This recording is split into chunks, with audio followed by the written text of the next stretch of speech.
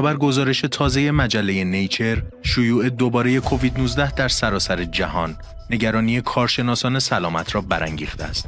آمار سازمان جهانی بهداشت نشان می‌دهد که طی یک ماه گذشته موارد ابتلا بیش از 19,000 مورد افزایش یافته است. اما پژوهشگران تاکید می‌کنند که رقم واقعی بسیار بالاتر است. به گفته مدیر موقت مدیریت همه‌گیری در سازمان جهانی بهداشت، جهان دچار نوعی فراموشی جمعی نسبت به کووید شده و سطح پایش ویروس به شدت کاهش یافته است. این کم توجهی موجب شده شناسایی دقیق سویه‌های جدید دشوار شود و کشورها نتوانند واکسیناسیون هدفمند و به موقعی انجام دهند. طبق داده‌های ژنومی، اکنون 2 نوع جدید ویروس با نام‌های استراتوس و نیمبوس بیشترین شیوع را دارند. اولی در اروپا و امریکا و دومی در نواحی اقیانوس آرام غربی. علائم این 2 نوع مشابه سویه‌های قبلی است، اما نوع نیمبوس با گلودردی تیز و سوزاننده شناخته می‌شود.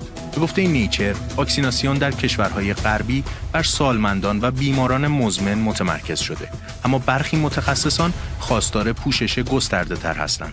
در مجموع، پیام گزارش روشن است. کووید 19 هنوز پایان نیافته و بی‌توجهی جهانی می‌تواند ما را دوباره در برابر موجی خطرناک و غیر قابل پیش‌بینی قرار دهد.